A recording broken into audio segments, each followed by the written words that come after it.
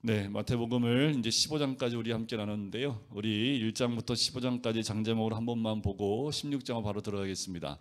1장은 예수님의 족보와 탄생 이야기가 나온다고 그랬지요. 2장은 이동하는 동방박사 이야기가 나옵니다. 3장은 하나 둘 셋 세례 요한이 나온다 그랬죠. 4장은요 사시 시험 얘기가 나옵니다. 5장부터 6장 7장 3장은 예수님의 산상수훈이 나온다고 말씀드렸고요. 8장과 9장은요 두 장은 예수님의 이적 10가지가 묶여있는 장입니다. 그래서 예수님의 이적이 어디냐 하면 8장과 9장의 두 장에 집중적으로 몰려있다라고 보시면 됩니다. 10장은요 전도문을 열어야 되잖아요. 그러니까 제자들 파송해야 되겠죠. 파송 설교가 나오는 장이 10장입니다. 전도문을 열어야 되니까. 11장은요 세례 요한이 일일이 질문하는 장입니다. 오실 그이가 당시입니까? 다시 어떤 일을 기다려야 됩니까? 하며 질문하는 장이 11장이지요. 12장은 말 그대로 시비하는 장입니다. 언제요? 안식일 날 하지 못할 일을 했다 하는 것으로 예수님과 시비가 붙는 장이 안식일이 시비 걷는 장, 안식일장 12장입니다. 13장은 열쇠, 무슨 열쇠요? 천국 열쇠가 숨겨져 있는 장입니다. 그래서 천국 설교, 천국 비유장 7개의 천국 비유가 나오는 것이 13장이죠. 14장은요 식사하는 장이네요. 맛있게 먹는 장입니다. 오병이어가 나오는 장이라고 생각하시면 되겠습니다. 15장은요 손 씻으시오. 그래서 15장이라고 해서 손 씻으시오. 정결법입니다. 정결법인데 이게 뭐냐면 장로의 전통을 지키기 위해서 예수님의 율법보다 하나님의 말씀보다 그 전통을 더 지키는 그들을 책망하시는 내용이 나오는 것이 손 씻으시오. 그래서 장로의 전통, 정결법 이런 부분이 나오는 것이 15장이지요.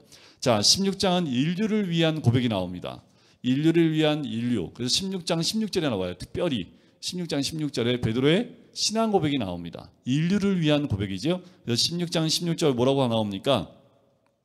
주는 그리스도시요 살아계신 하나님의 아들이시니다. 그러니까 16장 16절에 나오는 거예요. 인류를 위한 고백.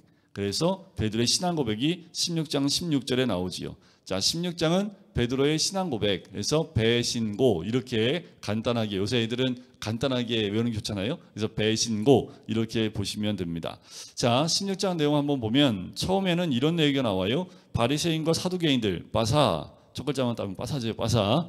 바리새인과 사두개인들이 예수님이 시험합니다. 뭘 시험하냐면 네가 메시아면 하늘로부터 오는 표적 보이기를 원한다라고 얘기합니다. 자, 하늘로부터 오는 표적이 뭘까요? 이들이 원하는 하늘로부터 오는 표적은 모세가 내린 만나, 때로는 여호수아가 멈췄던 해와 달을 멈추는 것, 그리고 사무엘을 통해서 임했던 뇌성과 갑작스러운 비, 이것처럼 갑작스럽게 하늘로부터 어떤 징표들, 표징들을 원하고 있는 거지요. 그래서 하늘로부터 오는 표적을 보여주길 원합니다 라고 얘기했더니 예수님이 다른 표적 안 보여주십니다. 뭐라고 하시냐면 너희가 날씨를 보면 모르냐 라는 거예요. 날씨를 보면 비가 올지 안 올지 모르느냐라는 거예요. 우리 고사님들은 몸이 반응하지요.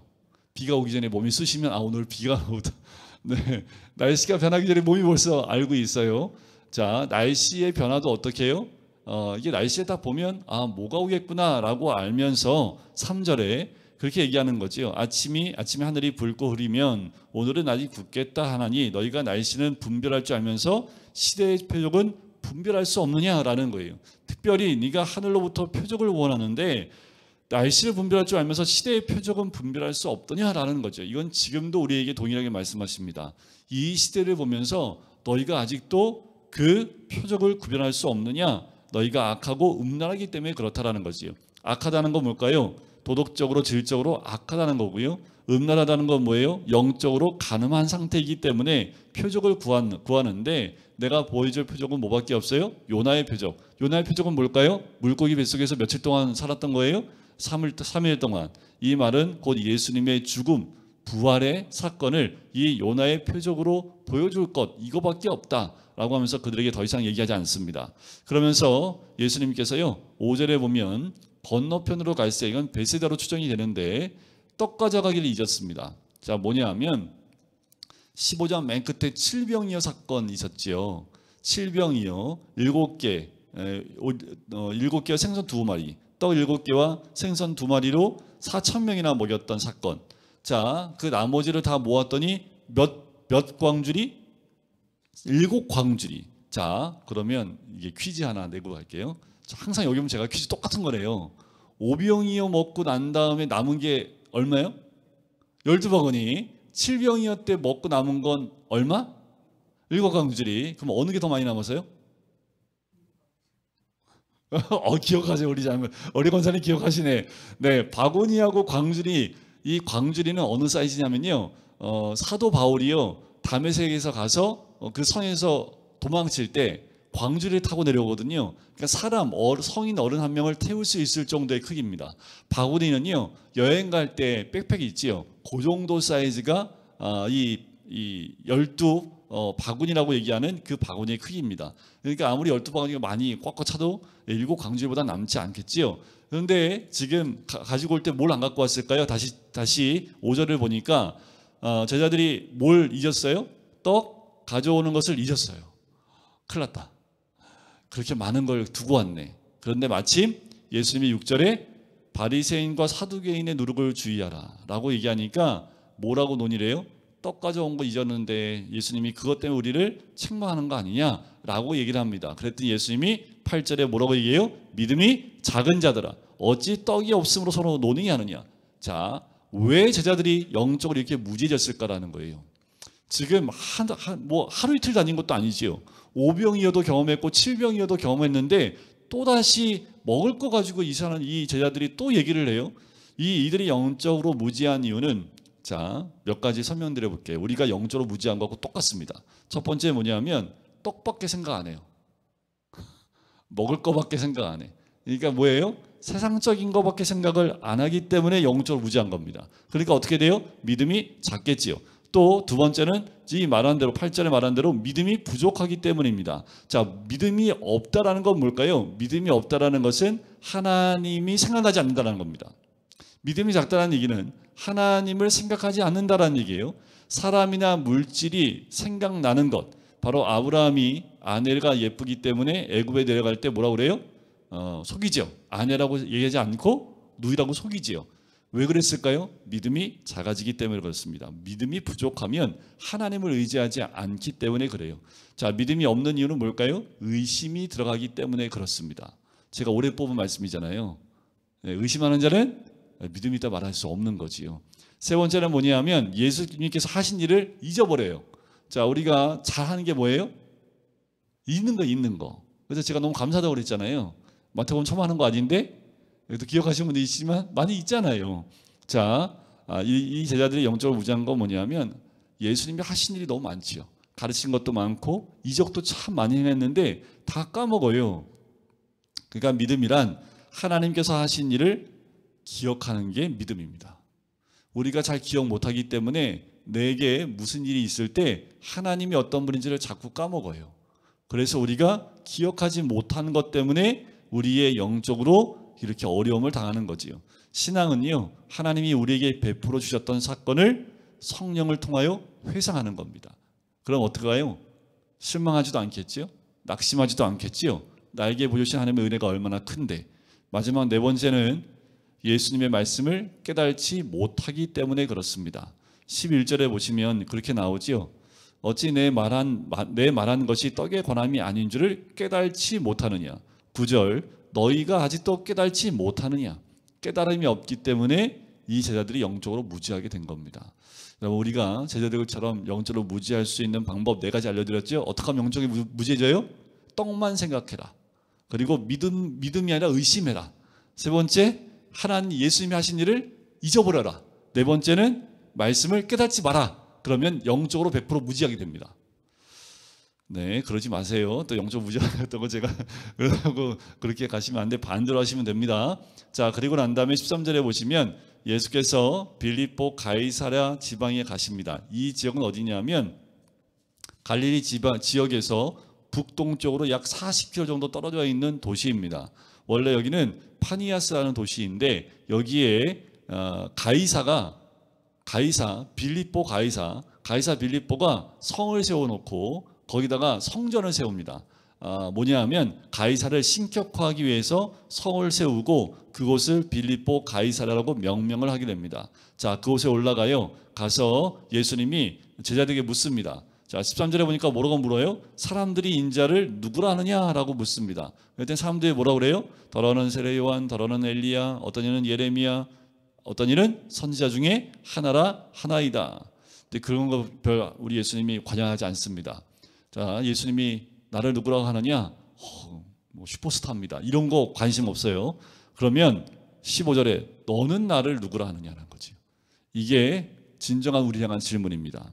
자, 저 이 마태복음 시작하기 전에도 제가 이 베드로의 신앙 고백을 중심으로 말씀을 드렸지만 주님이 우리에게 듣고 싶은 것은 바로 이 질문에 답을 얻기 원하십니다. 여러분들은 예수님을 누구라고 생각하십니까? 또 뭐라고 여기십니까? 누구라고 하십니까? 그때 베드로가 대답을 하죠. 주는 그리스도시요.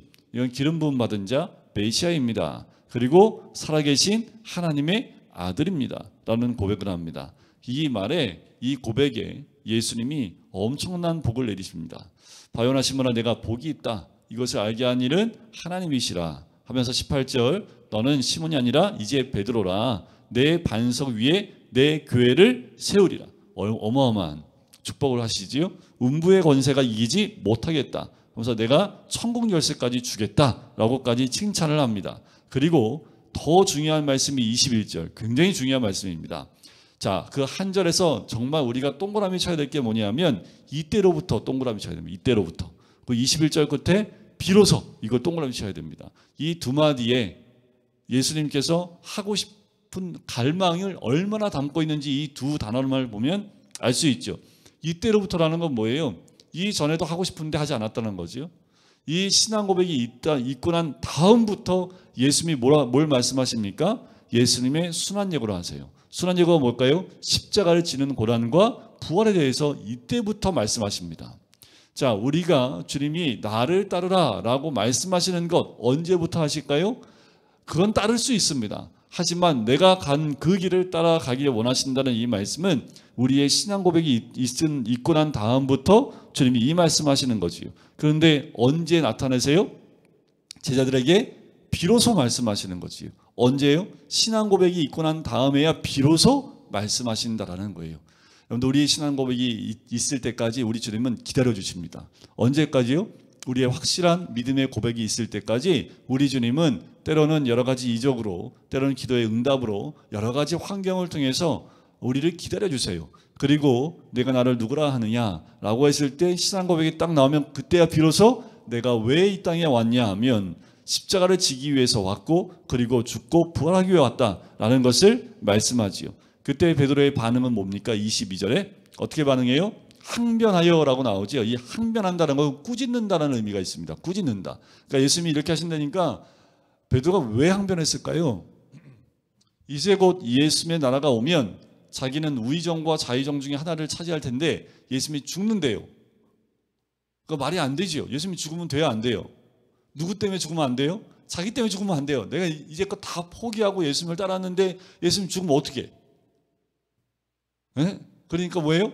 죽으면 안 된다고 항변하는 거예요. 그러면서 뭐예요? 그리 마옵소서. 이 일이 결코 죽게 미치지 아니하리이다. 여전히 뭐예요? 이 제자들은 모든 믿음의 초점이 자신한테 있습니다. 주님께 있지 않아요? 그러니까 뭐예요? 자기에게 미칠 일들이 있기 때문에 예수님한테 그런 일들이 있을 수 없습니다 라고 얘기하니까 예수께서 돌이키시며 그러니까 베드로 주목하신 거죠. 사탄아 내 뒤로 물러가라. 조금 전에 천국 열쇠를 받은 사람이 지금은 사탄이 돼서 뒤로 물러갑니다. 왜 사탄이 될까요? 하나님의 일을 생각하지 않고 사람의 일을 생각하기 때문에 그렇습니다. 자, 사탄이 되는 거는 딱 한 가지예요. 하나님 일을 생각하느냐 사람 일을 생각하느냐 둘 중에 하나입니다. 신앙 고백을 할 때는 하나님 일을 생각했는데 지금은요 사람의 일을 생각하지요. 그러니까 어떻게 해요? 사탄아 내 뒤로 물러가라 하시는 거지요. 그러면서 24절에 그 유명한 제자도를 말씀하십니다. 누구든지 나를 따라오려거든 어떻게 해요? 자기를 부인하고 자기 십자가를 지고 나를 따를 것이니라. 자, 참된 제자의 길을 세 가지로 말씀하십니다. 첫 번째 뭐예요? 자기를 부인하는 길입니다. 자, 문제가 되는 것은 환경이 아니라 다 누구 잘못이에요? 내 탓. 내 잘못입니다. 환경 탓할 거 없습니다. 다 자기 이야기에 있다라는 거예요. 그러니까 자기를 부인하라고 말씀하는 거지요. 자, 문제가 되는 것은 환경이 아니라 자기 자신이라는 거지요. 결정적인 걸림돌이 뭐예요? 우리의 걸림돌은 다 누구예요? 남편이에요? 아내예요? 자식 새끼예요? 아니라는 거예요. 걸림돌이 다 누구예요? 내 안에 있다는 거예요. 내 안에. 그래서 옛사람의 죽음을 뜻하는 거지요. 그래서 에베소 4장에도 나오는데 자기의 야망의 죽음을 의미하기도 하고요. 옛사람이 죽어야 새사람의 옷을 입고 내가 죽어야 하나님이 살아나고 내 꿈이 좌절돼야 하나님의 꿈이 이루어지는 것입니다. 그래서 하나님을 적극적으로 긍정한다는 뜻을 담고 있고요. 내 인생의 주인이 하나님이심을 전적으로 인정하는 겁니다. 하나님을 왕으로 모시면 자연히 자기가 죽겠지요. 내가 왕으로 있으면 내가 살아나지만 예수님을 왕으로 세우고 하나님을 왕으로 인정하면 나는 죽습니다. 그러니까 자기 부인이 어떻게 해요? 다른 방법 없습니다. 어떻게 자기 부인을 내요? 하나님을 하나님됨을 인정하면 됩니다. 하나님 내 인생의 주인임을 인정하고 고백하면 됩니다. 그러면 자기 부인은 당연히 오게 되어 있습니다. 하나님이 내 주인이에요? 그럼 난 뭐예요? 종이지요. 종은 주인의 뜻에 움직이는 자기의 결정이 없습니다. 모든 결정권이 누구한테 있어요? 주인에게 있지요. 그게 자기 부인입니다. 그리고 자기 십자가를 지는 건 뭐예요? 예수님께서 예수 그리스도 때문에 겪는 억울한 고통과 희생을 달게 지는 것을 뜻합니다. 내가 잘못해서 지는 건 그거는 지는 거 아닙니다. 그건 당연한 거지요. 그런데 예수 그리스도 때문에 겪는 억울한 고통과 희생을 받게 된다면 그것을 달게 진다는 뜻이지요. 자기를 부인할 수 있는 사람이 자기 십자가를 질 수 있습니다. 그래서 순서가 자기 분이 먼저 나오는 거예요. 자기 분이 안 되는데 자기 십자가를 질 수 있어요? 그러면 질 수 없습니다. 그리고 난 다음에 예수님을 따르라라고 얘기하지요. 그건 뭐예요? 순종하라는 것입니다. 이것이 참된 제자의 길입니다. 자, 16장은 그렇게 베드로의 신앙 고백을 중심으로 진행이 되고요. 이제 17장 보면 변화산 사건이 나옵니다. 변화산. 자, 엿새 후에 이 엿새 후라는 건 뭐냐면 첫 번째 순환 예고 후를 얘기합니다. 자, 16장 21절에 첫 번째 순환 예고 나오죠. 예수님이 순환당하시는 그걸 예고하지요. 그리고 난 다음에 엿새 후에 예수께서 수제자 3명을 데리고 올라가십니다. 높은 산으로 베드로와 야고보와 그 형제 요한을 데리고 높은 산에 올라가시는데 여기를 보통 헬몬산이라고 여기는 눈이 녹지 않는 만년설이 있는 산으로 봅니다. 자, 그 산으로 올라가요. 그런데 2절에 보니까 그 이 높은 산에서 그래서 우리가 변화산이라고 하는데 그들 앞에서 변형되사라고 나오지요. 변형이 된다는 이 변형이라는 말은 두 가지가 합성합니다. 변화와 형체를 가르쳐요. 그러니까 완전히 바뀌는 것. 이 변형되사라는 말은요. 빌립보서 2장 6절에 본체와 같은 말로 이 형상과 같은 단어인데 본질적 형체를 가리키는 말입니다. 그러니까 외관상의 변화가 아니라요. 본질적인 변화. 그러니까 예수님이 그 앞에서 변형됐다는 것은 본질적으로 바뀐다라는 거예요. 이게 뭐냐면 이 제자들에게 어떤 모습을 보여주냐면 예수님의 부활 후에 부활되신 그 형상을 보여주신 겁니다. 그러니까 완전히 바뀐 모습을 보여주시는데 변형이 되니까 어떻게 해요? 그 얼굴이 해같이 빛나며 옷이 빛과 같이 희어졌더라 라고 나와요. 자, 예수님이 부활체 모습으로 싹 바뀌십니다. 그래서 변화산이라고 얘기를 해요. 이들이 예수 그리스도를 따르는 그 죽음의 길을 따라가면 이 마지막 때에 얻게 될 그 영광을 예수님이 이들에게 직접 보여주고 계시는 거지요. 자, 이 변형이라는 단어가 또 어디에 쓰이냐면 로마서 12장 2절에 쓰입니다. 한번 열어보시겠어요? 로마서 12장 2절. 로마서 12장 2절에 보면 이 똑같은 단어를 쓰고 있습니다. 자, 로마서 12장 2절 한번 읽어보실까요? 시작. 너희는 이 세대를 본받지 말고 오직 마음을 새롭게 함으로 뭐를 받아? 변화를 받아. 이 변화를 받아가 똑같은 단어를 쓰고 있습니다.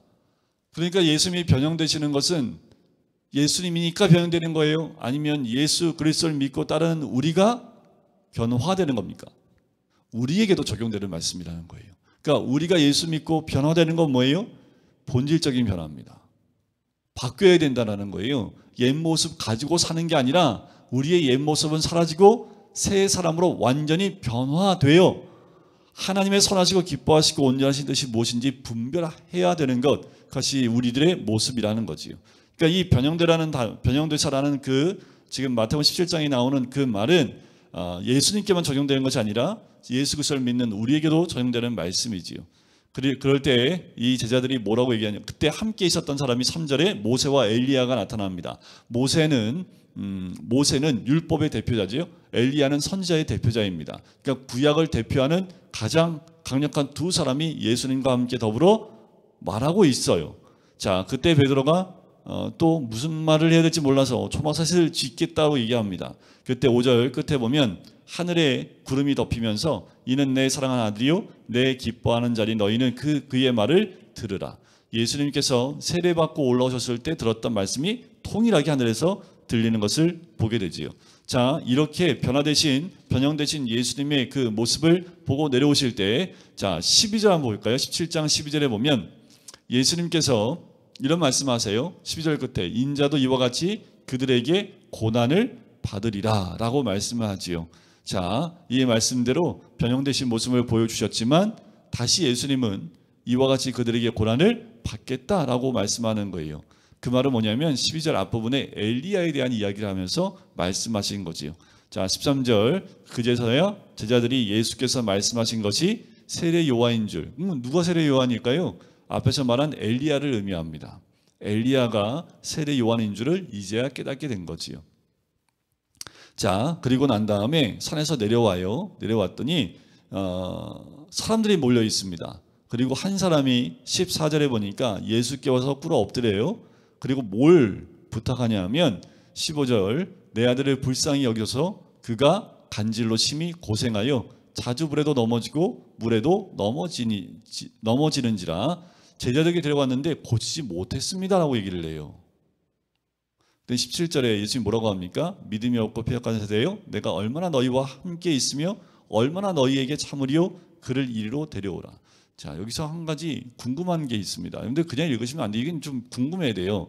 자, 예수님께서 제자들을 보내시면서 무슨 능력을 주셨을까요? 10장에 보니까 치유의 능력을 주셨습니다. 그죠? 그런데 제자들에게 데리고 왔는데 고치지 못해요. 예수님한테 혼나지요. 패역한 세대라고 얘기를 합니다. 그러면서 내가 너희와 얼마나 함께 있겠냐라고 얘기를 해요. 왜 제자들은 고치지 못했을까? 자, 예수님께서 18절에 보니까 귀신이 나가고 꾸짖으시니까 귀신이 나가고 아이가 낫게 되지요. 그래서 제자들이 자신들이 못 고쳤기 때문에 예수님께 나와서 묻습니다. 우리는 어찌하여 쫓아내지 못하였나이까? 그랬더니 바로 예수님이 뭐예요? 또 한 번 얘기하시죠. 뭐가 없어요? 뭐 때문에? 너희 믿음이 작은 까닭이라. 왜 이들의 믿음은 자꾸 작아질까라는 거예요. 예수님께서 분명히 파송하시면서 능력을 주셨음에도 불구하고 그 능력을 드러내지 못한 이유가 뭐예요? 믿음이 작기 때문입니다. 자, 왜 믿음이 작아졌을까요? 그 이유는 18장에 나옵니다. 18장 1절에 보면 그때 제자들이 예수께 나와 이르되 천국에선 누가 크니이까. 자, 18장에 나오는 이제 제자 설교로 더 들어가는데 왜 믿음이 작냐 하면 이유가 여기 있어요. 제자들은 천국이 크고 작음으로 보는 거예요. 그러니까 눈을 뭘로 그러니까 우리가 있으면 크고 작음에 굉장히 민감하죠. 저희는 많고 적음에도 민감하고 크고 작은 것도 민감하지요. 높고 낮음도 민감하지요. 근데 천국을 뭘로 보는 거예요? 세상의 이치와 세상에 보는 각도로 천국을 보니까 크고 작음을 자꾸 따지는 거예요. 왜요? 이들이 12제자가 천국에 가면 누가 큽니까? 이 얘기거든요. 자, 이 질문을 왜 했냐면 지금 변화산에 올라갈 때 누구만 데려갔어요? 왜 12명 다 데려가지? 왜 3명만 데려가가지고 남은 9명 뭐예요 그러면? 낙동강 오리알이에요? 이게 이제 이들 가운데 마음에 좀 어려움이 있지 않았을까요? 그러니까 짐작을 하는 겁니다. 왜 이들이 믿음이 작아졌을까? 아마도 3명만 데려가신 예수님께 섭섭한 마음이 있지 않았을까? 그리고 3명에 밀려있는 자신들이 천국에선 좀 작은 자가 되지 않았을까라는 그런 마음이 이들 마음에 불편한 마음이 있지 않았을까 짐작해 볼 수 있죠. 이들은 예수님이 십자가를 지기 전까지도 누가 크냐 갖고 싸운 사람들입니다. 그러니까 지금 17장에서는 누가 제일 큰 사람이 된 거예요? 12제자들 가운데 베드로와 야고보와 요한이 커 보이는 거지요. 그러니까 이들이 어떻게 해요? 능력을 드러낼 수 없는 거지요. 자, 여러분 능력이 드러나지 않는 것은 믿음이 작은 건데 왜 믿음이 작아요?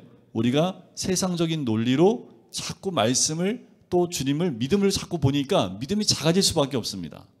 그러니까 믿음에 대한 부분들을 예수님이 자꾸 다시 설명해 주고 있는 내용이다라고 보시면 돼요. 자, 그러면서 뭐예요? 네 믿음이 겨자씨 한 알만큼만 있어도 이 산을 명하여 여기서 저기로 옮겨질지라도 17장 20절입니다. 있어도 이 산을 명하여 여기서 저기로 옮겨지라 하면 옮겨질 것이요 또 너희가 못할 것이 없으리라. 그래요. 겨자씨만한 믿음만 있어도, 그러니까 이들의 믿음은 뭐예요? 겨자씨가요, 저번에도 말씀을 드렸지만 13장에서도 말씀드렸지만 겨자씨가 제일 작은 씨, 그런 의미가 아니라, 그러니까 씨가 더 작은 씨가 없다는 게 아니라 관용구로 말씀을 이거 가장 작은 걸 표현할 때 겨자씨. 그러니까 이들이 가장 작은 그 씨만한 믿음만 있어도 산을 옮길 수가 있다는 거예요. 그러니까 우리 믿음은 그러면 어느 정도라는 거 도대체? 네? 우리 믿음은 도대체 어느 정도의 믿음이라는 거예요 도대체? 네? 겨자씨가 이만하다고 하면 이거보다 살짝 작은 걸까요? 또 지금 크기 갖고 말씀드리는 게 아니에요. 그러니까 예수님도 크기 갖고 말씀하시는 게 아니라는 거예요. 그러니까 이 말씀을 하니까 도대체 우리 믿음은 도대체 크기가 얼마나 길래 우리 믿음은 이렇게밖에 안 돼. 자꾸 우리는 생각하면 예수님의 모든 말씀을 크고 작음으로만 자꾸 보는데, 그러니까 예수님도 믿음이 작은 까닭이라는 그 말씀이 너희 믿음이 너무나 작어라는 그 의미도 되겠지만 그들의 믿음의 연약함에 대해서 찝어서 말씀해 주고 있는 거지요. 자, 다시 갈릴리로 내려옵니다. 22절. 그리고 예수님의 두 번째 순환 예고를 하세요. 장차 사람에게 넘겨져서 죽임을 당하고 제3일에 살아나리라. 이때 제자들은 매우 근심만 합니다. 자, 그리고 난 다음에 가버나움에 이르렀을 때 이 성전세 내는 사건이 나와요. 제자들한테 와서 질문을 해요. 성전세 내는 것이 왜 내지 않느냐라고 얘기를 합니다. 그래서 베드로가 뭐라고 얘기하냐면 예수님께 와서 물어요. 예수님께 내신다라고 얘기하고 예수님께 먼저 이르니까 예수님이 이렇게 얘기하십니다. 시몬아, 내 생각은 어떠하냐? 세상 인군들이 누구에게 관세와 국세를 받느냐? 자기 아들에게냐 타인에게냐? 라고 이야기하시면서 나가서 뭘 하는 거예요? 가서 물고기 한 마리 잡으면 그 입에서 한 세겔을 얻을 텐데 가서 너와 나를 위해서 내라. 이 사건은 뭐냐 하면 이런 거예요. 당시에 관세가 있고 국세가 있습니다. 지방세, 물질세의 의미고요. 국세는 인두세인데요. 지금 여기서 말하는 반세겔은 생면의 속전, 여기서 반세겔을 내게 돼 있습니다. 이 세금을 내라고 하는데 예수님이 내지 말라고 하지 않지요. 그렇죠? 내라고 합니다. 그 내는 방법은 이적적인 방법으로 내라고 하셨지만 중요한 건 예수님이 이 반세겔 내는 거에 대해서 거부하지 않으시고 이것을 따라서 내게 하셨던 사건을 우리에게 보여주고 있는 거죠. 자, 성전세는 말씀의 근거가 있습니다. 거부하지 않고 낼 수 있도록, 그리고 그 질서를 유지할 수 있도록 예수님도 그 질서를 인정했다라고 보시면 되겠습니다. 자, 그리고 18장에 넘어갑니다. 18장에 넘어가면 이 18장은요 아주 유명한 제자 설교입니다. 교회 설교라고도 합니다. 교회 설교, 제자 설교. 왜 교회 설교라고 얘기하냐면 교회 얘기가 나오기 때문에 그래요. 그리고 제자들에게 천국에서 말씀하시기 때문에 18장을 제자 설교라고도 이야기합니다. 제자들이 뭐라고 와서 묻습니까? 천국에서 누가 큽니까? 라고 얘기를 해요. 그랬더니 예수님이 한 어린 아이를 불러서 그들 가운데 세웁니다. 자, 그러면서 3절에 뭐라고 얘기합니까? 3절에 한번 보세요. 진실로 너에게 이르노니 너희가 돌이켜 어린 아이들과 같이 되지 아니하면 결단코 천국에 들어가지 못하리라. 자, 누가 큽니까? 물어봤는데 천국에 못 들어간대요. 갑자기 예수님이 크고 작음을 얘기하지 않고 어린아이와 같지 않으면 천국에 못 들어간답니다. 자, 마태복음 보면은 천국에 들어가는 원리가 몇 군데 나와요. 여러분들 이걸 알면 다 천국에 갈 수 있습니다. 예수 믿으면 천국 가지요. 그런데 예수님께서 천국에 들어가는 원리를 몇 군데 적어놓고 계신데, 자, 마태복음 4장 17절에 보면 예수님의 첫 마디가 뭐예요? 회개하라, 천국이 가까이 왔느니라. 그럼 어떻게 해야 돼요? 천국에 들어가려면 회개해야 됨을 말씀하고 있는 거지요. 그리고 마태복음 5장 3절에 보면 심령이 가난한 자는 복이 있나니 천국이 저들의 것이며. 그러니까 뭐예요? 심령이 가난해야 됩니다. 그러면 천국이 그의 것이 되겠지요. 마태복음 7장 21절에 보면 천국을 가는 사람들, 주여 하는 자보다 천국에 가는 사람 아니라고 그랬죠? 어떤 사람이 천국에 간다고 그랬어요? 아버지의 뜻대로 행하는 자. 천국은 인간의 뜻으로, 인간의 업적과 노력으로 생각으로 들어갈 수 없는 곳이다 라고 말씀해주고 있는 거지요. 그리고 오늘 본문에 18장 4절에 나와 있는 것처럼 어린아이와 같이 자기를 낮추는 자, 겸손한 마음의 상태가 곧 천국의 열쇠임을 우리에게 알려주고 있는 거지요. 자, 그러면서 예수님께서 4절에 이렇게 말씀하십니다. 누구든지 이 어린아이와 같이 자기를 낮추는 사람이 천국에서 큰 자니라. 자, 천국의 개념을 완전히 다르게 설명해 주고 계시지요. 지금 계속해서 세상적인 가치관과 눈을 가지고 천국을 자꾸만 이야기를 하니까 그거 아니야. 천국, 이 세상과 완전히 반대입니다. 가장 낮은 자, 낮추는 사람이 천국에서 가장 큰 자라고 얘기를 해요. 그래서 내 이름으로 이 어린아이 하나를 영접하면 곧 나를 영접한 것이다 라고 말씀을 하고 있는 거지요. 그래서 이 말씀을 하고 있는 거예요. 우리가 천국에 가면 천국에서 크고 작음이 뭐가 중요하겠습니까? 여기서나 천국이 어떨까라는 궁금증이 있지만 예수님이 천국을 얘기할 때 우리가 상상할 수 없는 어떤 천국의 세계를 말씀해 주지 않으세요. 천국을 지금 이 땅 가운데 있는 천국을 말씀해 주고 계시지 죽고 난 다음에 가는 저 천국에서 말씀 안 해주고 있다는 거예요. 그 말은 천국이 너희 가운데 임했다. 하나님 나라가 너희 가운데 가까이 왔다. 라는 말씀을 통해서 이미 천국이 우리 가운데 임했는데 우리 가운데 임하는 천국은 어떤 곳이냐? 라는 것을 설명하면서 이 말씀을 하고 계신다라고 보시면 됩니다. 자, 14절 한번 보세요. 14절이 18장의 가장 중요한 절입니다. 이와 같이 이 작은 자 중에 하나라도 있는 것은 하늘에 계신 너희 아버지의 뜻이 아니니라 라는 거지요. 자, 아버지의 뜻은 뭐예요? 작은 자 하나로도 잃어버리지 않는 것, 그것이 바로 아버지의 뜻입니다. 그래서 위에 보면 이런 말씀합니다. 자, 6절에 보면 작은 자 중 하나를 실족하게 하면 연자 맷돌이 그 목에 달려서 깊은 바다에 빠뜨려지는 것이 나으니라. 연자 맷돌은 우리가 돌리는 맷돌이 크기가 아니라요. 연자 맷돌이 어떤 돌이냐 하면 짐승에 의해서 돌리는 그 맷돌이 연자 맷돌입니다. 그러니까 크기가 한 이 정도 됩니다. 두께는 한 이 정도 돼요. 그래서 막대기를 딱 통과시켜서 여기다가 양쪽에다가 이 말이나 어떤 짐승을 매서요 이렇게 빙빙 돌리는 거예요. 그러니까 이걸 목에 매고 빠지면 살 수 있어요, 없어요? 뭐 살고 죽는 그 문제가 말이 안 되죠. 자, 그런데 이게 왜 이렇게 충격적이냐면 유대인들은요 바다에 빠지는 형벌이 없습니다. 왜냐하면 바다에 빠지는 것은 하나님께 저주받았다고 생각하기 때문에 이들이 하는 돌에 맞아 죽게 하는 형벌이 있을지 모르지만 바다에 빠뜨리는 그 형벌 자체가 없어요. 그 정도로 이건 굉장한 거지요. 그러니까 뭐예요? 한 명이라도 작은 자 중 하나라도 실족하게 하면 이렇게 그냥 바다에 빠뜨리는 게 아니에요. 그러니까 여러분들 실족하지 않게 하는 것이 좋습니다. 그것이 복입니다. 자, 실제로 보면 실족하게 하는 일들이 있음으로 말미암아 세상에 화가 있다. 실족하는 일이 아예 없을 수는 없다는 거지요. 그러니까 오히려 너희가 실족해 하느니 내 손이 내 발이 너를 범죄하게 하거든 뭐 하라고요? 찍어버리라는 거예요. 내 눈이 너를 범죄하게 하거든 그냥 빼버리라는 거예요. 그러면서 우리 주님은 양 100마리 가운데 그중 하나가 길을 잃어버리면 12절에 그 99마리를 산에 두고 가서 길 잃은 양을 찾는 분이다 라는 거예요. 주님은 지금도 이와 같습니다. 자, 그러면서 15절에 보시면 내 형제가 죄를 범하거든 가서 너와 그 사람과만 상대하여 권고하라. 자, 형제가 여러분들 이제 권면하는 부분을 이야기합니다. 자, 어떤 부분이 이제 죄를 지은 부분이 있어요. 그러면 1대1로 가서 권면을 해요.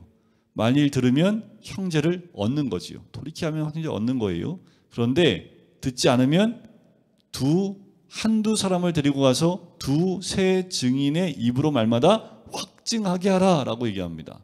그러니까 그 사람이 잘못한 거에 대해서 두세 사람의 증인을, 이거는 뭐냐면 유대법에 두 사람 이상의 증인이 있어야 이것을 인정해 줍니다. 그래서 두세 증인을 데려가서 얘기합니다.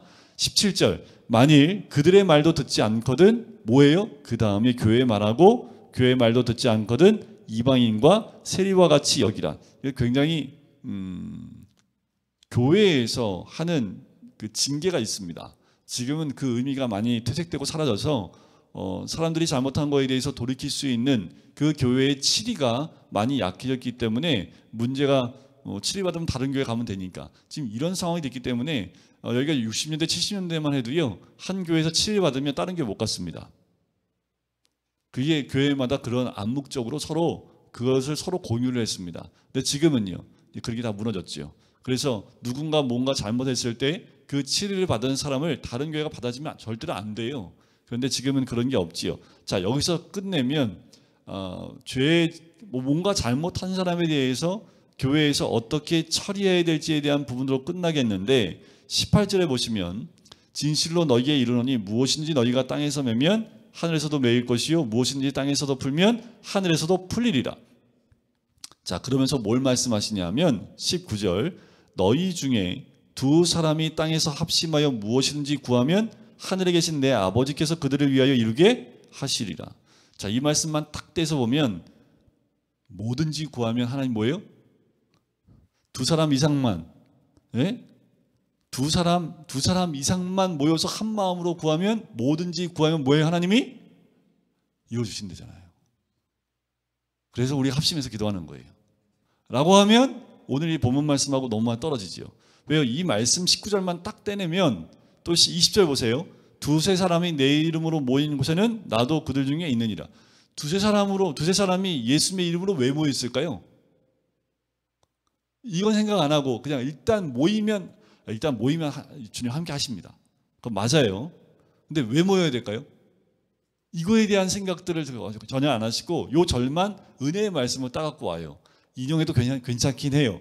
하지만 오늘 본문에 앞에 있는 이야기와 함께 연결해서 보았을 때 두세 사람이 왜 모였을까요? 주님의 이름으로. 그리고 그 앞에 두 사람이 땅에서 무엇으로 왜 합심해 기도할까요? 왜? 뭐 때문에? 그 앞을 봐야 되지요. 지금 누군가 잘못한 것을 돌이키게 하기 위해서 한 사람이 얘기하고 두세 사람이 얘기하고 교회도 얘기했는데 말을 안 들으면 뭐예요? 이방인과 세리와 같이 여기라. 그러면 어떻게 된 거예요? 이 사람은? 이 사람 어떻게 하는 거예요? 그 다음에 이 메시지가 나와요. 그러면 왜 모여야 되는 거예요?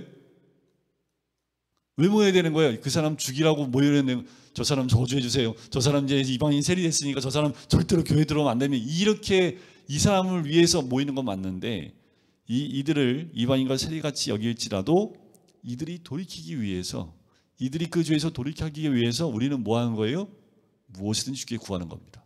그래서 무엇이다라는 것은 우리가 원하는 것을 구하는 것이 아니라 이 영혼을 구하기 위해서 두 사람이 합심하여 구할 때 무엇이든지 구하면 다 하나님 들어주신다는 거죠.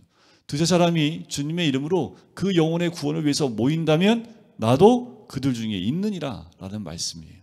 그러니까 앞에 있는 맥락의 문맥과 함께 이 말씀을 보고 가야 되고요. 그렇다고 해서 19절 딱 떼내서 우리에게 말씀해 주셨다고 해서 잘못된 건 아니죠. 때로는 우리가 원하는 거 구할 때 주님이 들어주시기도 합니다. 하지만 그것이 100%가 아니라는 거예요. 우리가 영혼 구원을 위해서 모일 때 주님이 무엇이든지 구하면 들어주시겠다는 말씀이지요. 자, 그러면서 용서에 대한 메시지가 21절부터 나와요. 이방인과 세리와 같이 여겨버려라 라고 끝내버리시는 게 아니라 용서에 대한 메시지가 나옵니다. 자, 베드로가 물어요. 주여, 형제가 내게 죄를 범하면 몇 번이나 용서하여 주리이까? 7번까지 하오리까? 왜 7번을 딱 찍냐 하면 7이라는 숫자가 완전 숫자이기도 하지만 당시의 랍비들은요 3번 정도 용서하면 된다라고 얘기를 합니다. 3번 정도. 그것이 랍비 정도 수준의 용서입니다. 그런데 지금 베드로는 몇 번을 더한 거예요? 7번이에요. 7번. 그러니까 베드로가 뭐 하는 마음일까요? 지금 어떤 마음으로 얘기를 한 거예요? 자랑하려고. 예수님 이쯤 하면 된 거 아닐까요? 라고 하는 정도로 지금 7번까지 하오리까, 그때 예수님이 훨씬 뛰어넘어서 7번을 70번까지로, 이건 77에 449, 490번 하라는 이게 아니요, 영원히 용서하라는 겁니다. 7번도 좋지만 7번을 70번까지 완전 숫자가 2번. 7 곱하기 10이 70이지요. 10도 완전수입니다. 그러니까 뭐예요? 그냥 용서해 주라는 거지요. 그러면서 23절 천국은 또 천국 비유를 하시죠. 천국은 그 종들과 결산하려 하던 어떤 임금과 같으니 천국이 이와 같대요. 자, 그러면서 10,000달란트 빚진 자 하나를 데려옵니다. 여러분들 10,000달란트가 얼마인 줄 아세요? 10,000달란트. 자, 10,000달란트는 1만 곱하기 달란트는 6,000데나리온입니다. 그러니까 6만 데나리온이에요. 6만 데나리온. 당시의 1데나리온은 성인 한 명이 하루 품값입니다. 자, 우리가 그냥 하루에 일을 열심히 하면 받을 수 있는 돈 어느 정도 벌 수 있을까요? 성인 한 명이 한 10만 원이라고 볼까요? 10만 원? 10만 원이 보면 1만, 그러니까 6천 곱하기 10만 하면 얼마예요? 계산이 안 되죠.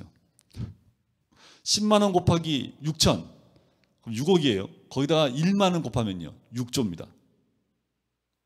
그러니까 1만 달란트가 대략 지금 돈으로 얼마를 빚진 거예요? 6조 원. 얼만큼을 빚져야지 6조 원을 빚질 수 있을까요? 자, 당시에요, 이스라엘이 로마에게 바치는 세금이 800달란트였습니다. 이스라엘이 로마에 바치는 세금이 800달란트인데 이 사람은 1만 달란트를 빚진 거예요. 그러니까 이건 상상 불쌍히 여기달라고 해서 이 주인이요, 탕감을 해줍니다. 그죠? 탕감을, 여러분들 잘 아시는 탕감해줘요. 28절에 그 종이 나가다가 자기한테 100데나리온, 100데나리온이면 얼마일까요? 1데나리온이 아까 10만 원이라고 하면 100데나리온이니까 얼마예요? 대략 1,000만 원 정도 되는 빚진 동료를 만나서 목을 부여잡고 흔들면서 돈 갚아. 돈 갚을 돈이 없는데 나를 좀 제발 용서해달라고 하니까 뭐라고 그래요? 감옥에 넣어버립니다. 다 갚을 때까지 감옥에 들어가 있어. 근데 이걸 본 주변에 있는 사람이 다시 주인에게 이 얘기를 합니다. 그래서 32절에 악한 종아, 내가 빌기에 내가 내 빚을 전부 탕감하여 주었거늘 왜 불쌍히 여김같이 너는 내 동료를 불쌍히 여기지 않느냐라는 거예요. 그러면서 35절 유명한 말씀이지요. 너희가 각각 마음으로부터 형제를 용서하지 아니하면, 마음이 아니라 그냥 형제를 그냥 용서하지 아니하면 이러면 좀 편하겠는데, 근데 마음으로 하늘의 아버지께서도 너희에게 이와 같이 하시리라. 빨리 오늘 터세요. 마음으로 용서하지 못하는 분들 계시면 빨리 터세요. 이게 뭐냐면, 여러분들 우리가 영원히 지옥에 갈 수밖에 없는 죄인들이지요. 근데 예수 그리스도의 보혈로 이 모든 죄값을 다 탕감받았습니다. 뭘로 환산해서 이해할 수 있을까요? 이거보다 더 값지고 더 큰 은혜가 어디 있습니까? 그러면 이거보다 더 나한테 누군가 잘못했을 때 이거보다 더 큰 죄를 범할 수 있는 사람이 있을까요? 그 말이죠. 우리가 영원히 지옥에 갈 수밖에 없는 그 어둠의 자식들이었는데 아무것도 안 했는데 그냥 탕감해 주시고 오히려 우리를 하나님 자녀 삼아 주셨는데, 그런데 나한테 누군가 뭔가 잘못했을 때 이거보다 더 큰 게 있겠냐라는 거예요.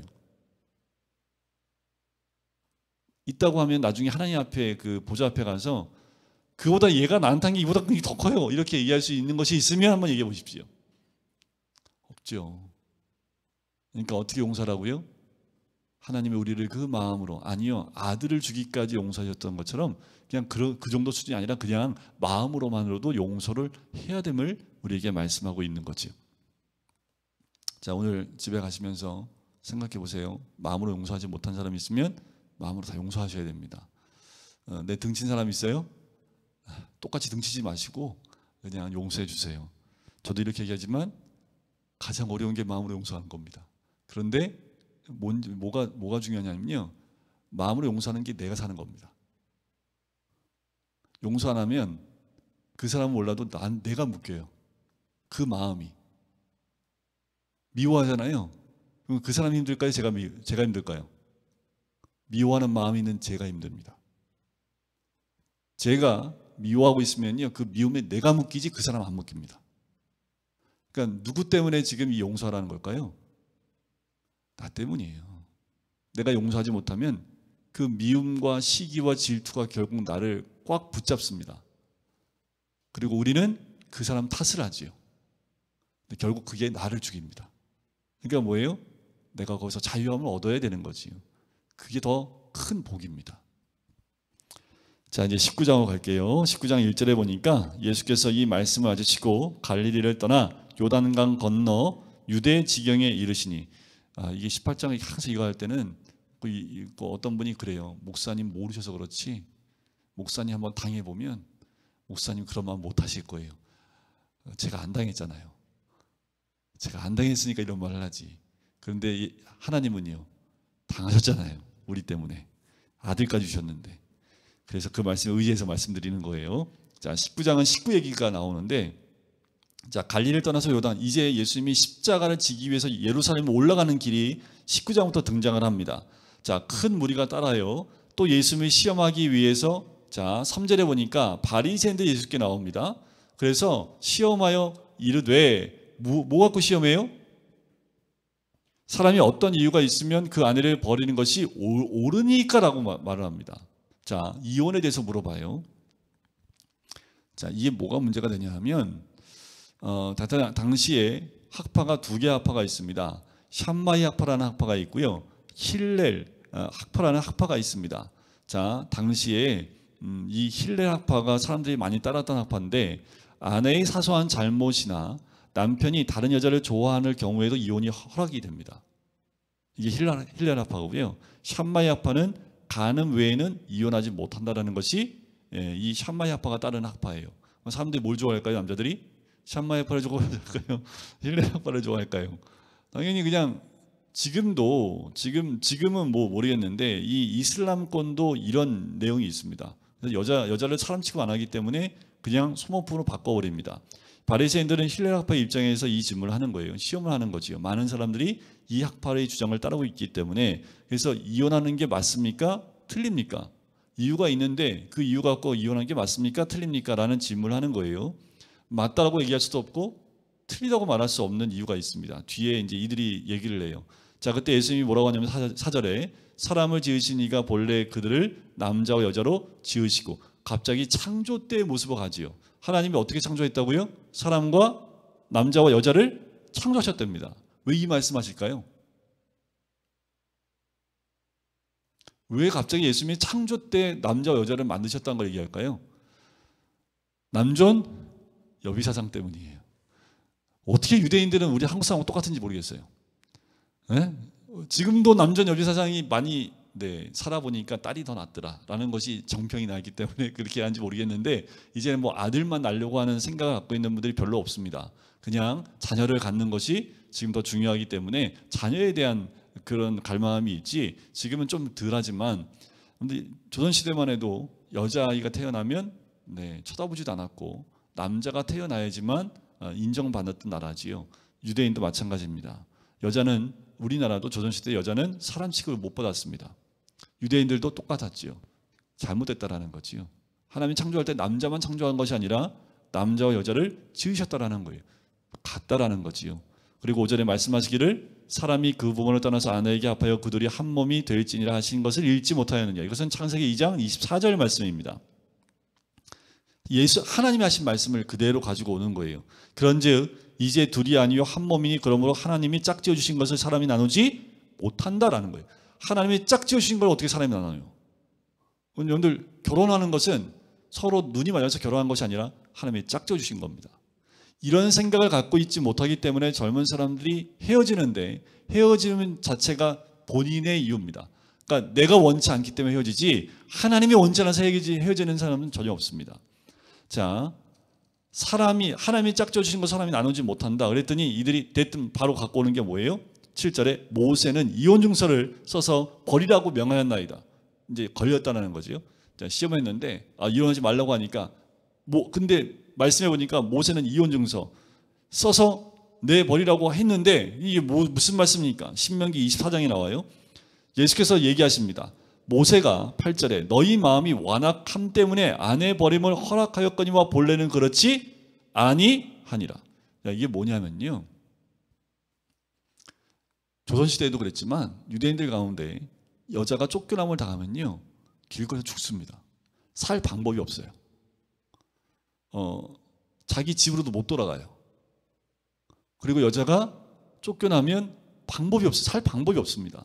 그러니까 이 모세가 한 거는 이혼을 허락한 게 아니라 이혼 당하는 여인을 최소한 보호하는 보호 장치를 만들어 놓은 거지, 너희들이 아내를 마음껏 그냥 이혼하고 떠나 보내게 허락한 것이 아니라는 거예요. 그러니까 여인들에게 이혼 증서를 써주게 되면 집으로 돌아갈 수 있습니다. 합법적으로. 그래서 보호를 받을 수 있어요. 다시 부모 곁으로 가서 보호를 받을 수 있어요.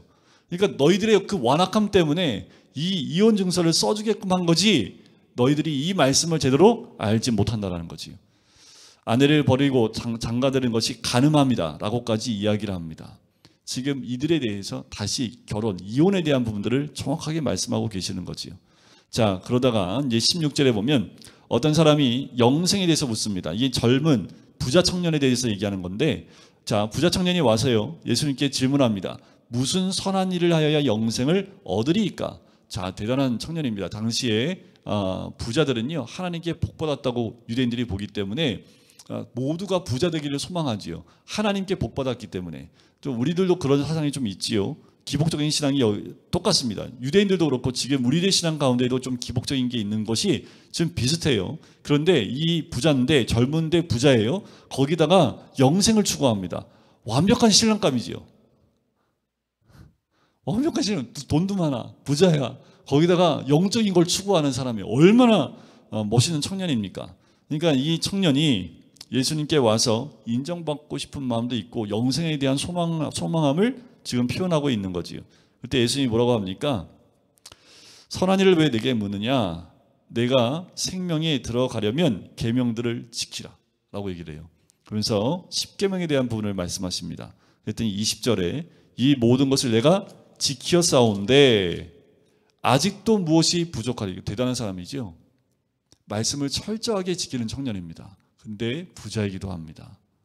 그래서 21절에 내가 온전하고자 할진대 가서 내 소유를 팔아 가난한 자들에게 주라. 그리하면 하늘에서 보화가 내게 있으리라. 그리고 와서 나를 따르라 하시니. 갑자기 대뜸 예수님이 내 소유를 다 팔아 가난한 자에게 나눠주고 그리고 나와서 나를 따르라. 그랬더니 22절에 청년이 어떻게 해요? 재물이 많음으로 이 말씀을 듣고 근심하며 가니라. 자, 이걸 통해서 뭘 할 수 있냐면 자기가 돈을 많이 가진 것처럼 영생도 갖고 싶은 거예요. 영생에 그 중심이 있는 게 아니라, 영생이 중요한 것이 아니라 내가 돈을 소유하고 있는 것처럼 영생도 소유하고 싶은 그 욕심이 이 청년에게 있었던 거예요. 만약에 영생에 대한 간절함과 그 천국에 대한 소망이 있으면 예수님 말씀하실 때에 이것을 걱정하는 것이 아니라 다 주고 예수님을 따랐겠지요. 그런데 이 젊은 청년, 부자 청년은 그 영생도 하나의 소유권으로 생각했던 거지요. 그러니까 예수님의 이 말씀에 걱정할 수밖에 없지요. 왜? 돈을 다 없어야 되니까. 그러니까 23절에 내가 진실로 너희에게 이르노니 부자는 천국에 들어가기가 어려우니라. 다시 너희에게 말하노니 낙타가 나 바늘귀로 들어가는 것이 부자가 하나님의 나라에 들어가는 것보다 쉬우니라. 그러니까 부자 되지 말아야 될까요? 이거 부자 되지 말란 말이에요. 그러면 부자 되면 천국 못 간다잖아요. 그러니까 지금부터 부자 되시면 안 됩니다. 천국 못 가요. 이게 그 말씀이에요. 자, 산상선에서 말씀하셨던 것처럼 하나님과 재물을 겸하여 섬길 수 없지요. 그러니까 부자가 해서 돈이 많고 적음이 중요한 게 아닙니다. 이 재물이 주인이 되는 게 문제지 재물의 많고 적음의 문제가 있지 않다라는 거예요. 하나님 주신 재물이 하나님의 복이지요. 이것을 주님의 말씀대로 잘 사용하면 됩니다. 우리는 청지기로 이 재물을 잘 사용하면 돼요. 그런데 이게 하나님과 바꿔서 이 재물이 주인이 되면 문제가 되는 거지요. 이 부자의 개념은 지금 예수님이 그걸 말씀하고 계시는 거예요. 하나님이 아니라 재물을 더 섬기게 되면 천국에 들어가기가 어렵다라는 거지요. 천국에 못 들어가요? 어려워요? 어렵다잖아요. 못 들어가는 게 아니에요. 어렵다라는 거예요. 어렵다. 그러나 천국에 못 가가 아니라 천국에 들어가기가 어려운 거지 못 가는 건 아닙니다. 그랬더니 목사님 큰일 날 뻔했네. 천국에 못 가는 게 아니라 어려운 것뿐이네요. 이게 아니에요. 지금 여기서 예수님 말씀하시는 거는 진짜 부자의 하나님 부자를 허락하신 것은 청지기로 하나님을 주인 삼아서 그 물질을 주를 위해 쓸 수 있게끔 되는 거지요. 그것이 진정한 부자지요. 그게 하나님 나라에 들어가는 것보다 쉬우니라. 뭐가요? 이 낙타가 어떻게 바늘길 들어가요? 그렇죠? 들어갈 수 없지요. 그리고 25절에 제자리 듣고 몹시 놀라 이르되 그러면 누가 구원을 얻으리이까? 그럼 도대체 누가 구원을 받을 수 있습니까? 그랬더니 26절에 사람으로 할 수 없으나 하나님으로는 다 하실 수 있느니라 라고 얘기를 해요. 자, 맞지요. 우리가 할 수 있는 거, 구원은 우리가 할 수 있는 거 아니에요. 하나님이 하시는 거잖아요. 그러니까 베드로가 또 이렇게 얘기합니다. 벌써 우리가 모든 것을 버리고 주를 따라 싸운즉 우리가 무엇을 얻으리까? 아직도 베드로는 이 뒤통수 치는 얘기를 해요. 말을 이해를 못해요. 성경 공부하면 참 어려워요. 저도 이렇게 성경 공부할 때면 저는 이해가 잘 안 가는데 가르치는 분은 정확한 게 있는데 저는 이해가 잘 안 가요. 그러니까 보는 입장차가 다른 거죠. 베드로는 자꾸 이 땅의 가치를 가지고 예수님의 말씀을 보려고 하니까 이해가 안 가는 거예요. 자꾸만 무엇을 얻냐라고 얘기하죠. 천국보다 더 무엇을 얻기를 원하는 거예요. 뭘 우리가 다 포기하고 주를 따라 싸우니 뭘 우리가 무엇을 얻으리까? 복을 줘요. 뭐냐면 28절에 내가 진실로 너희에게 이르노니 세상이 새롭게 되어 인자가 자기 영광의 보좌에 앉을 때에 나를 따르는 너희도 12 보좌에 앉아 이스라엘 12지파를 심판하리라. 굉장한 축복을 주지요. 또 내 이름을 위하여 집이나 형제나 자매나 부모나 자식이나 전토를 벌인 자마다 여러 배를 받고 또 영생을 상속하리라. 여기까지 하면 어마어마한 축복받은 거죠. 근데 주를 위하여 이렇게 하는 것이 얼마나 큰 복입니까? 그런데 30절에 완전히 바꿔버립니다. 그러나 먼저 된 자로서 나중되고 나중된 자로서 먼저 될 자가 많으니라. 그러니까 먼저와 나중이 중요한 게 아니라는 거예요. 자꾸 우리는 세상의 가치관을 가지고 그 시간과 물질과 이 개념을 가지고 자꾸 베드로가 이렇게 들이대니까 그래 복이 있긴 해. 하지만 처음 된 자가 나중 될 수도 있고 나중 된 자가 처음 될 수도 있고 그럼 어떻게 해야 돼요? 어떻게 해야 돼요? 뭐 어떻게 하라는 얘기예요 지금? 한번 생각해 보죠. 어떻게 하라는 거예요 베드로한테 지금?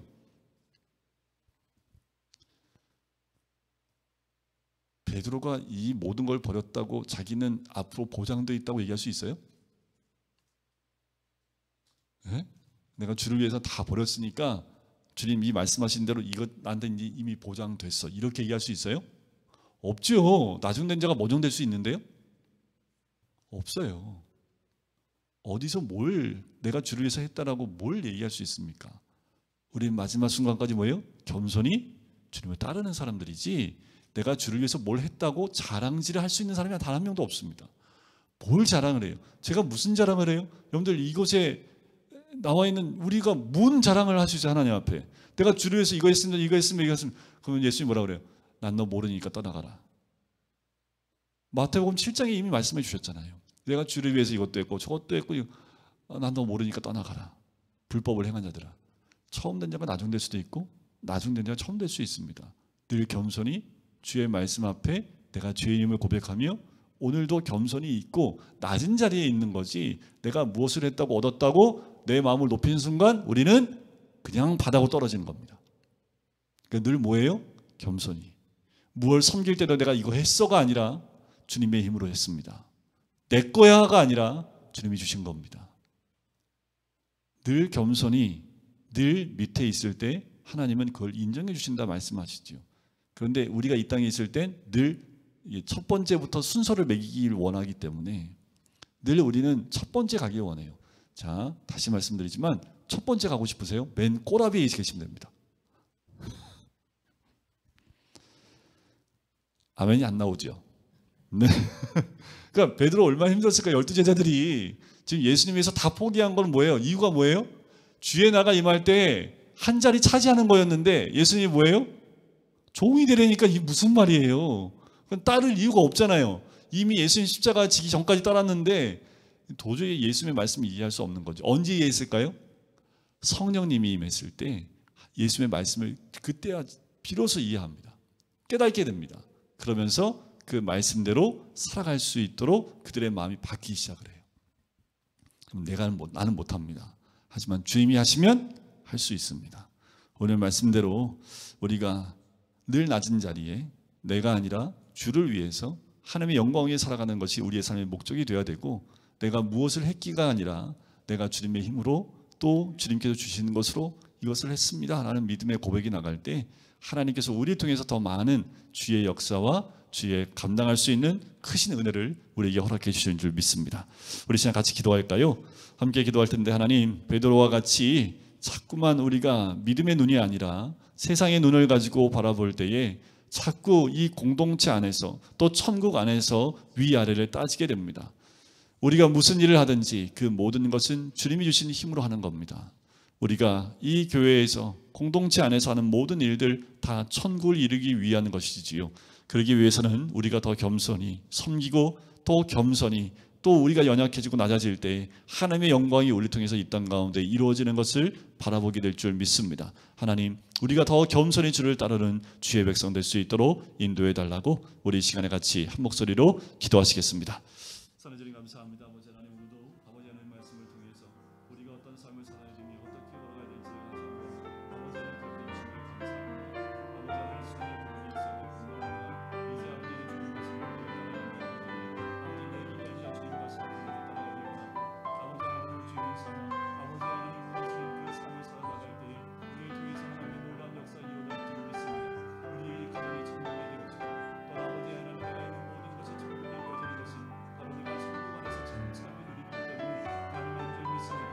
주님이 원하신 그 길, 아버지의 그 길이 참된 길이고 복된 길이며 아버지 하나님 우리에게 주어진 길인 줄 믿습니다.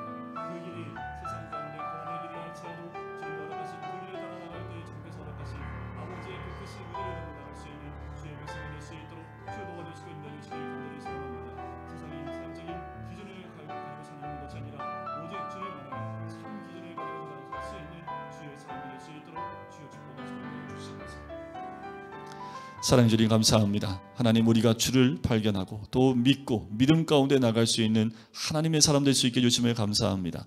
베드로가 고백했던 것처럼 우리에게도 그 신앙 고백이 있게 해주시고 또 주님을 따르며 자기를 부인하고 자기 십자가를 지며 주님을 따를 수 있는 믿음의 사람이 되어지길 간절히 소원합니다.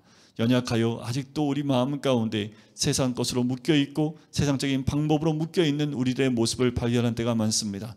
하나님, 천국을 누리는 우리가 천국의 질서와 그 원리대로 살아갈 수 있기를 간절히 소원하오니 옛사람에서 벗어버리고 예수 그리스도를 주인 삼아 주님이 기뻐하시는 것을 선택하며 세상 것을 붙잡는 것이 아니라 주님을 붙잡고 말씀을 붙잡고 또한 주의 뜻을 따라 나감을 통해서 우리를 통해 진정한 하나님의 나라와 그 축복을 경험할 수 있는 우리가 될 수 있도록 축복하시고 인도하여 주시옵소서. 늘 낮은 자리에 거하며 주님을 높여드릴 수 있는 주의 백성 될 수 있도록 축복하여 주시옵소서. 감사드리며 예수 그리스도의 이름으로 기도드립니다. 아멘.